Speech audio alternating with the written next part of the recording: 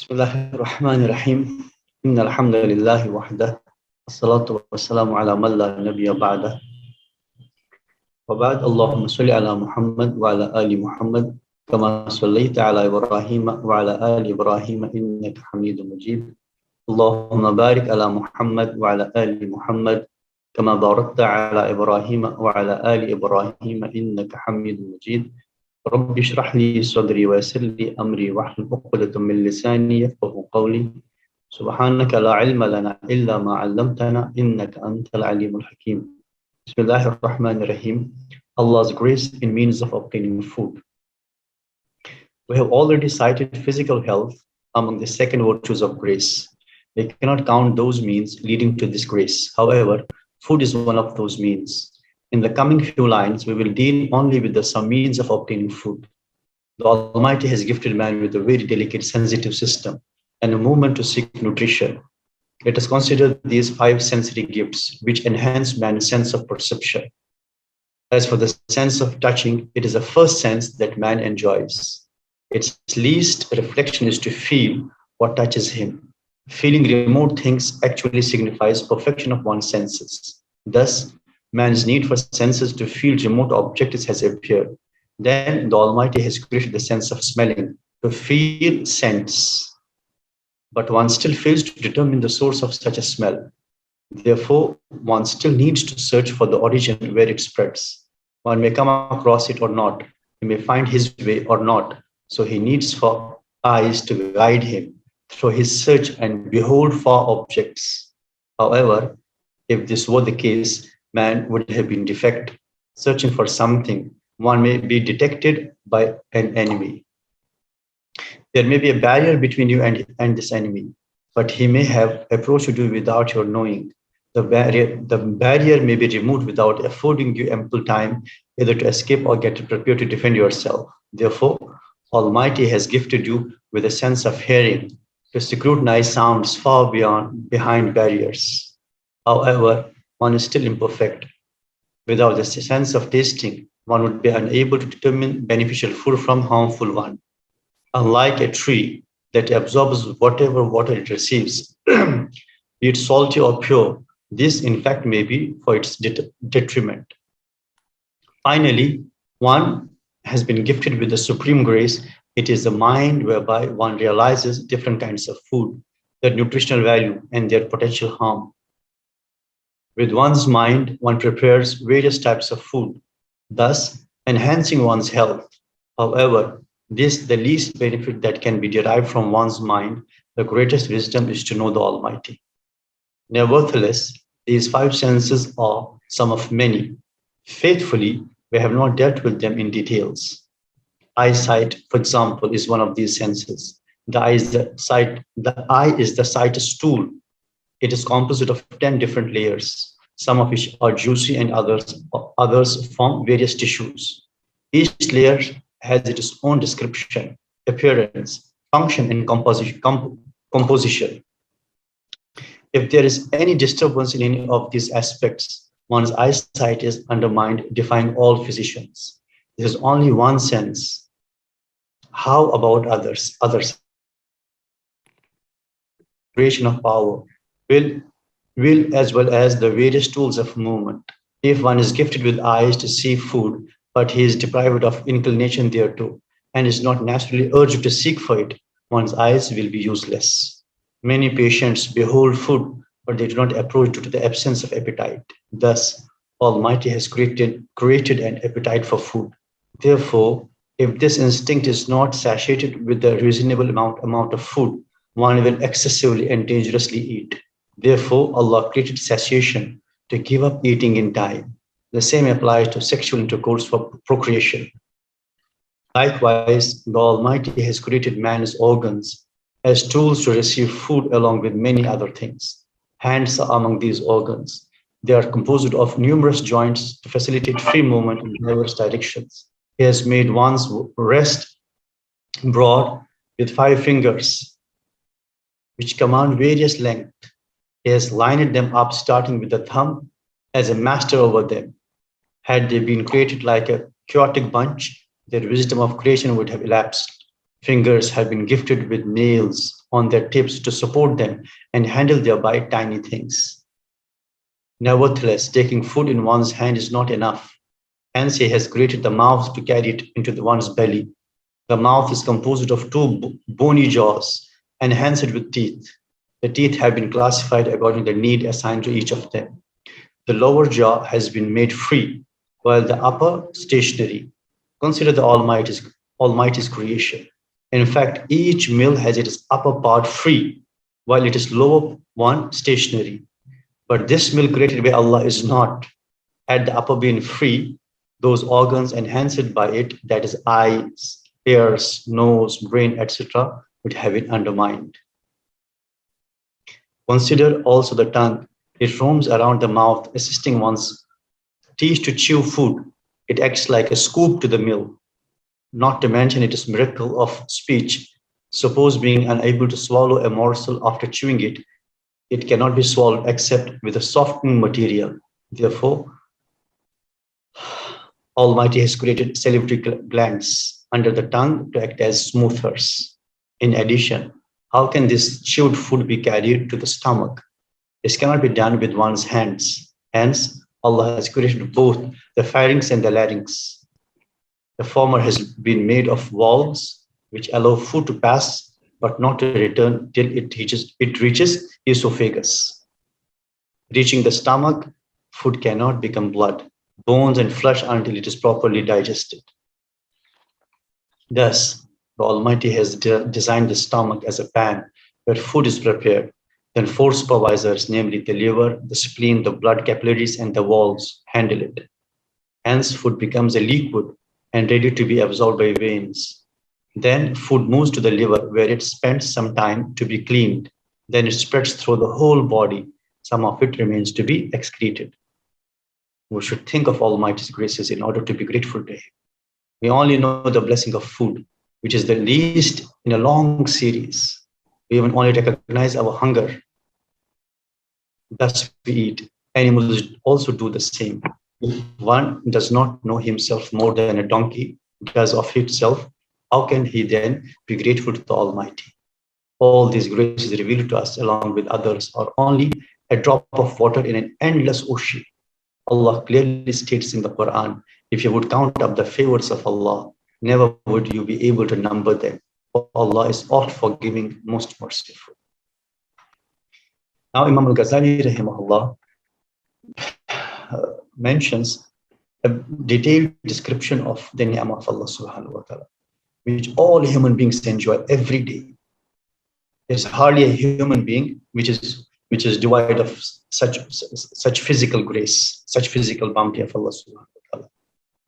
The inbuilt need of the human being or human existence is to have the food. So we directly depend on the food. If a person does not get the food for a few days, he may lose his life. And this is not something difficult to understand. It is easily understandable phenomena. Our life depends on the food. We get the food, it ensures our life. But the question here arises, Allah subhanahu wa ta'ala says in the Quran, فَلْيَنْظُرِ الْإِنسَانُ إِلَىٰ طَعَامِهِ. Let the man reflect upon the food he eats. See how Allah subhanahu wa ta'ala, by these simple examples, He reminds us of his being. He reminds us of our own purpose. But the heedless, the one who is absorbed into the lavish life of this dunya, he will see this phenomena, but he will not derive a lesson for himself. The example of such a person and the animal is same.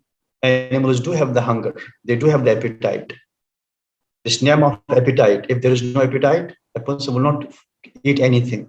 And hence, slowly and gradually, he will die out.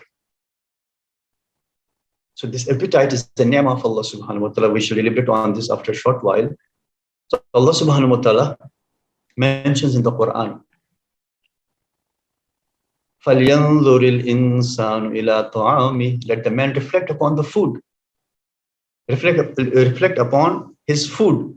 أَنَّا صَبَبْنَا الْمَاءَ صَبًّا. We sent down the rains. ثُمَّ شَقَقْنَا الْأَرْضَ شَقًّا. Then we sifted the earth up. And then we caused the earth to grow the vegetations by the source of this rain. فَأَنبَتْنَا فِيهَا حَبًّا وَعِنَبًا وَقَضْبًا وَزَيْتُونًا وَنَخْلًا. Different varieties of vegetations and fruits. Who caused it to grow? Who caused it to come into being? And here's a proper complex mechanism behind it. It doesn't happen of its own. It doesn't happen overnight. It doesn't happen in a jiffy.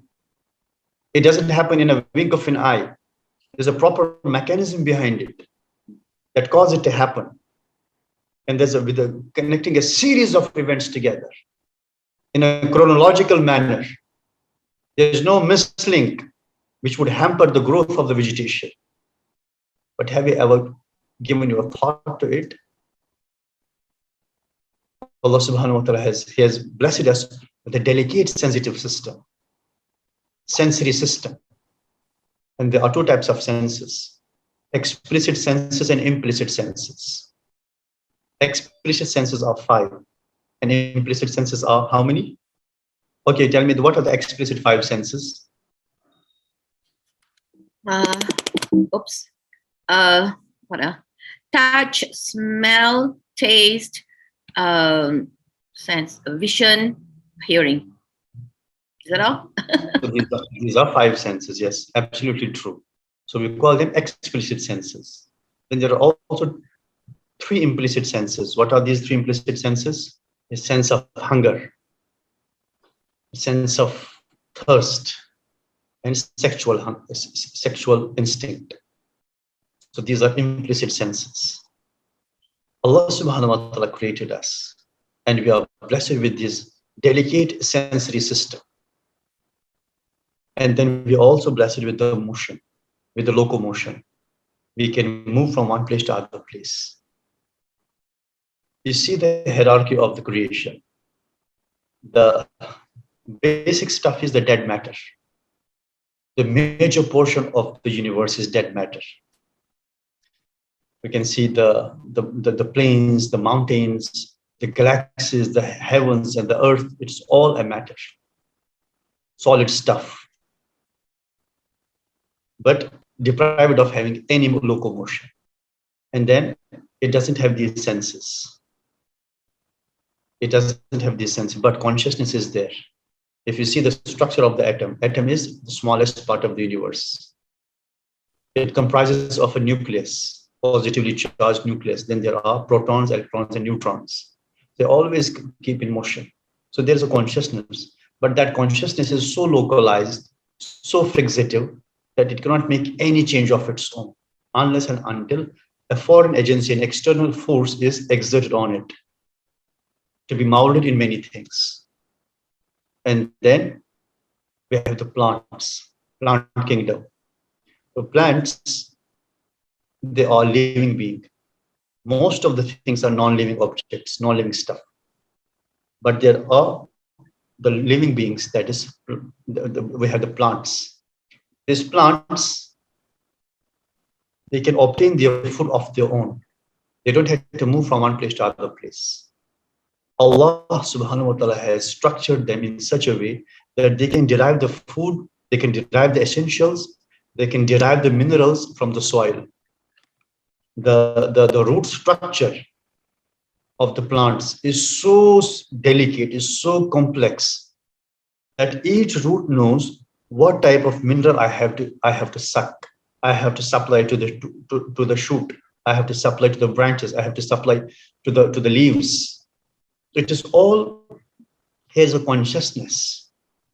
The question here arises, if it is dead matter, if it is, you can say, the only soulless tree, what causes it, what makes it to understand that what stuff has to take from the soil and what has to leave there. So there's a kind of consciousness. But it needs the food. It cannot survive without the food. But Allah subhanahu wa ta'ala has structured the plants in such a way, the trees in such a way, that they can make the food of their own.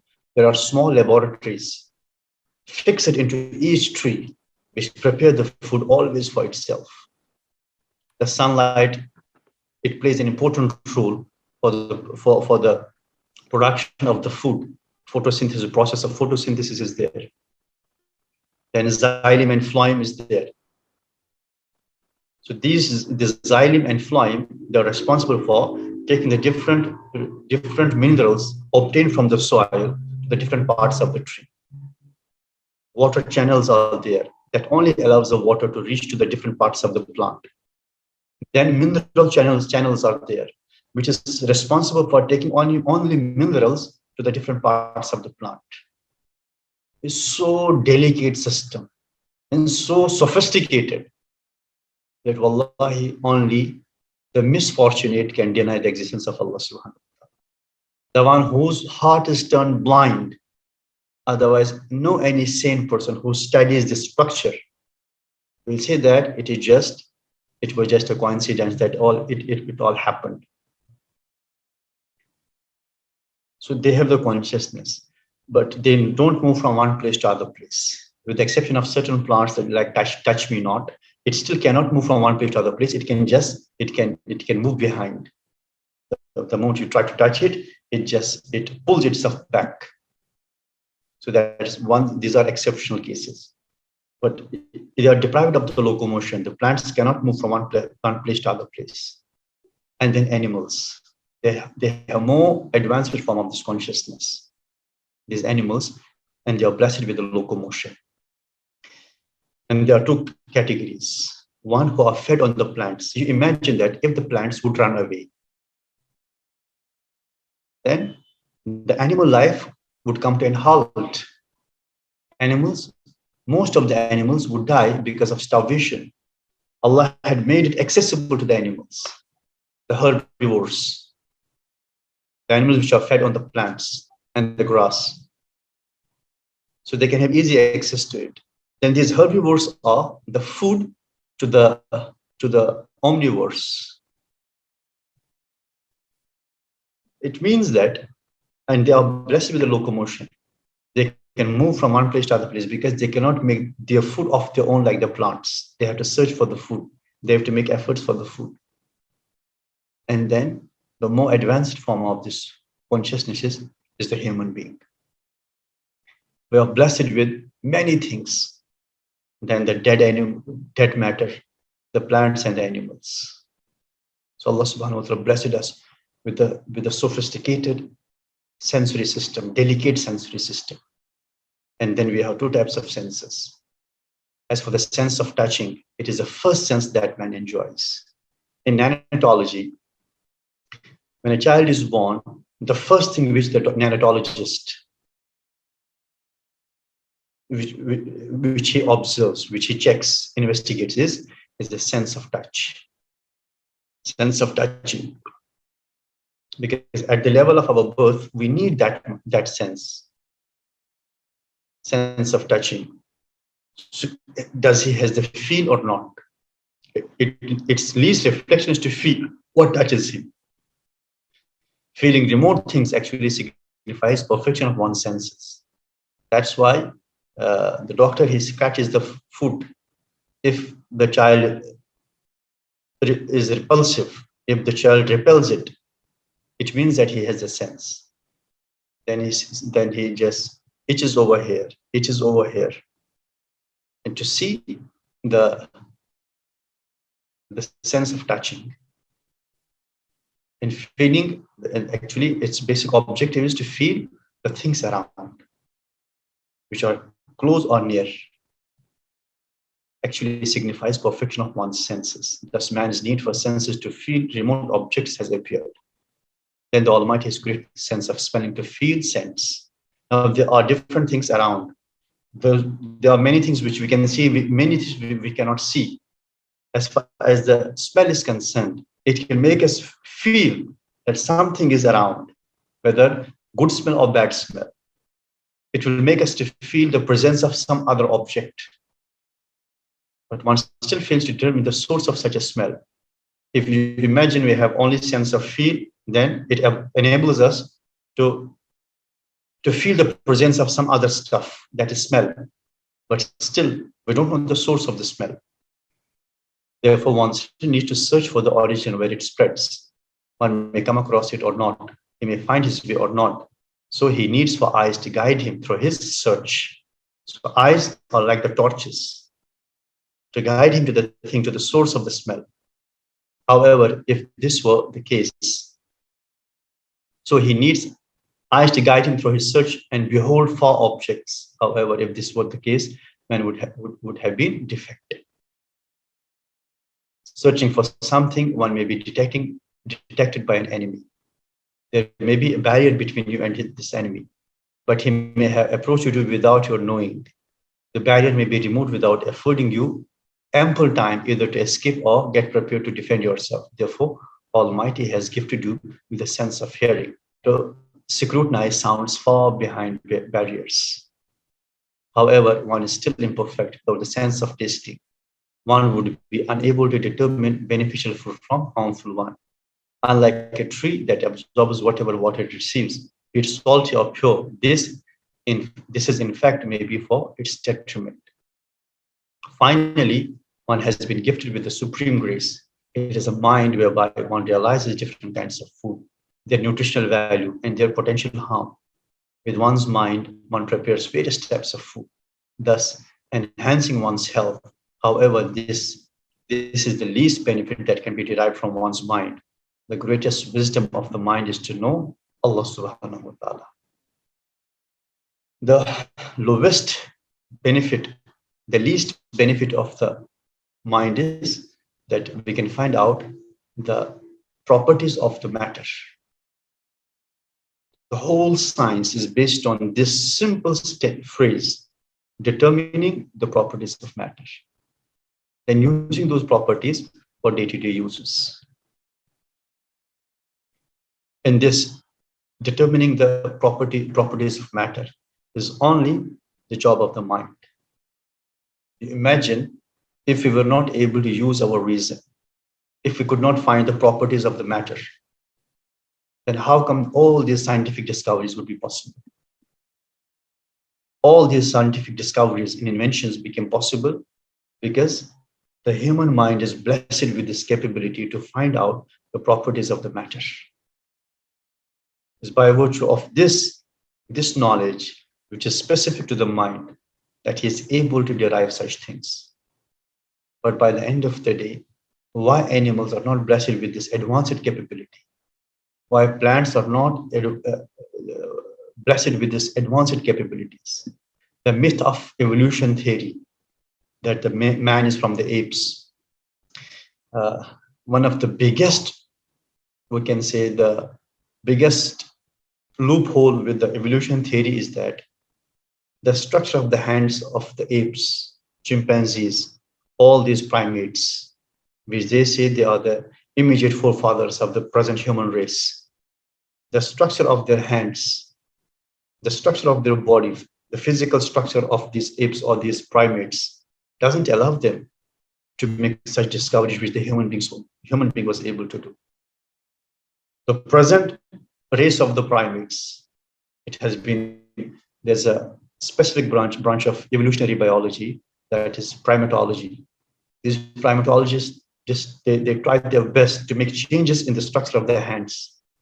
But the structure of the hand, which is blessed, a human being is blessed with, is not found with any of the animals.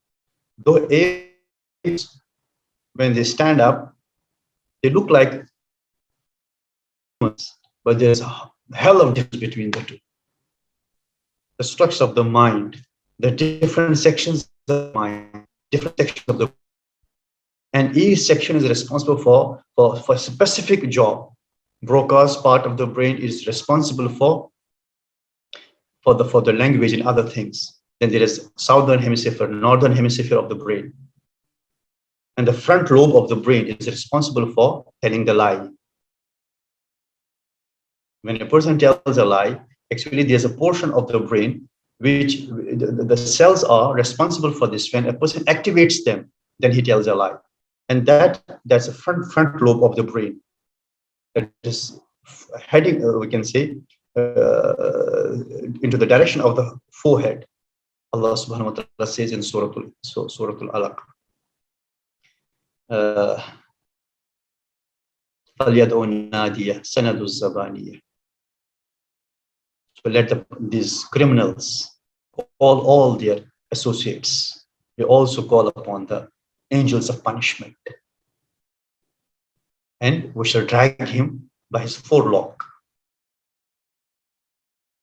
We shall drag him by his forelock. نَاصِيَةٍ كَاذِبَةٍ خَاطِئَةٍ. And forelock, which forelock? Sinful and lying. It's just very recently, the neuroscientists, they observed that the front portion of the brain is responsible for committing the errors and telling a lie. Allah mentioned 1400 years before, نَاصِيَةٍ كَاذِبَةٍ خَاطِئَةٍ فَلْيَدْعُ نَادِيَ سَنَدُ الزَّبَانِيَ. So what I mean to say that the very structure of the human beings, the very structure of the animals, there is a stratification and there's a progression, right from the dead matter to the human being, the raw matter to the perfect human being. So there's a hierarchy passing through the plants, then animals, then to the humans. That's why human being is a cream of creation, is a crown of creation. And the structure Allah has given to us, the way He structured us, is all amazing.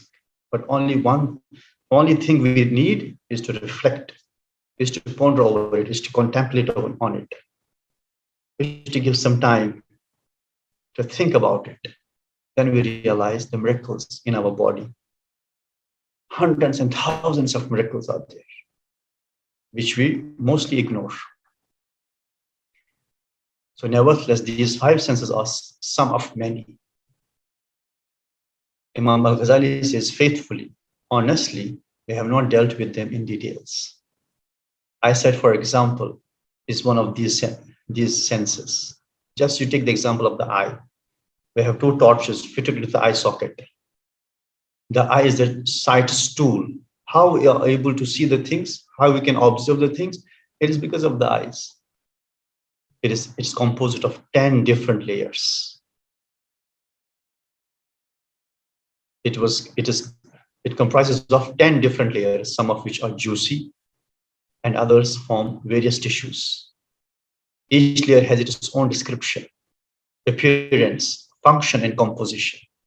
If there is any disturbance in any of these aspects, one's eyesight is undermined, defying all physicians. This is only one sense. How about other senses? I always emphasize upon one of the important aspects of our eye, and that is the human retina. This human retina is all amazing and unique. No two human beings share the same retina. Even the twins who are born together from the womb of the same mother, they do have the different retina. 7.8 billion people have different retinas. That's why this biometric concept emerged, either using our fingertips or using our retina. Our finger impression, our retina, it all differs, granting us our individual existence, that we are individually responsible and accountable for all our deeds before Allah subhanahu wa ta'ala. Last time I met a doctor here in Malaysia. He's a Chinese doctor. So I had a discussion. He posed to be an atheist, but I found him to be Buddhist. But he said that he belonged to a Buddhist family, but he doesn't believe in any religion and so on and so forth. Then I had a discussion with him regarding the existence of Allah subhanahu wa ta'ala. Since he was a doctor, so I had to use his own jargon that would be very easy for him to understand. I said, the example of the retina. Then I sent many international papers to him. And when he was rendered speechless, there's no answer to this question except to accept the truth. But the acceptance of truth is made easy for only those people who are noble souls, who are not occupied with arrogance, who are humble souls. When truth comes to them, they accept it. But the arrogant souls, It is difficult for them. However, efforts you make to make them understand the truth, it's very difficult for them because the arrogance is a barrier. It is the arrogance that brought this Iblis down the dominion of the angelic kingdom. Therefore, there are ample examples in our human body, in our human structure, to recognize the being of Allah subhanahu wa ta'ala. Many things are there. And simply we can see the beard is grown here, this part of the face, but not here. Hairs are grown, but this part is all clean. Now, this part, it grows up. You can see it's long flowing beard, but the eyelashes, eyebrows, static, stationary. All through the life, I don't feel that they may move just a few centimeters, not centimeters even enough, nanometers. Who holds it? If you imagine if our eyelashes and our eyebrows would also grow with the same rate as that of the hair, as that of the beard, then we had to see like this, remove it. So the only thing is to reflect in the humbleness. The arrogant souls, they cannot see such things. Once I was listening to the talk of Richard Dawkins, one of the atheists. Wallahi, I was so surprised that how he is deprived of this wisdom, that he cannot make difference. It is just a coincidence, it happened. But for those noble souls, humble souls, and those who are readily motivated to accept the truth, they can see hundreds and thousands of examples scattered all through the universe. And the human existence is a universe itself. Our own body is a universe itself. And there are truly millions of examples. The structure of the cell, then the particular organs, different organs, then the coordination of these organs, control and coordination system in the human structure, in the human body. So each and everything is well aligned, well structured, well programmed. So these are the name of Allah subhanahu wa ta'ala. There was a poor man, he came to a scholar, complaining of poverty. Sheikh, I'm having this problem, that problem, my family is facing this problem. And why Allah subhanahu wa ta'ala is doing such a thing to me? He is having the treasures of the heavens and the earth. And why he deprived me of everything? I don't possess anything. To make him realize. Because as I said before, when a person neglects the name of Allah subhanahu wa ta'ala, then hundreds and thousands of the ni'mah which are scattered around us, we cannot see them. A person's turned blind to all these ni'mah and graces of Allah subhanahu wa ta'ala. Sheikh, in order to make him realize, he said, okay, you're not blessed with anything. You do one thing. You give me one eye, I will give you $100,000. He said, no, Sheikh, why should, how come I give you? It's a great, I cannot see without the eyes. Okay, if you give me two eyes, $200,000. Then he said, you give me your tongue, yet another $100,000. You give me your liver, I'll give you $200,000. You give me your heart, $500,000. So slowly he began to make him to count. He said, then you're already blessed with the millions of the things, millions of dollars of the body. You have to complain of Allah subhanahu wa ta'ala that you don't possess anything. There are two things. One is need, second is greed. Need, Allah will fulfill. Greed, there is no limit to it, wallahi. I always say, just a reminder to myself and to remind also for you, if the hunger of this dunya starts, there is no amount which can satiate it. Hal min mazid is a property of Jahannam, asking, is there more? Wanting more and more. If this lust starts into the human heart, no amount can satiate it. We ask Allah subhanahu wa ta'ala to bless us with a true understanding so that we are not misled by the whims and desires of our nafs. We ask Allah subhanahu wa ta'ala to bless us with a proper understanding of deen and make us true, pious, humble, and sincere servants of Allah subhanahu wa ta'ala. Ameen ya Rabbal Alameen. Subhanallah wa bihamdihi. Subhanakallah wa bihamdik. أشهد أن لا إله إلا أنت أستغفرك وأتوب إليك. سبحان ربك رب العزة عما يصفون والسلام على المرسلين والحمد لله رب العالمين. السلام عليكم ورحمة الله تعالى وبركاته.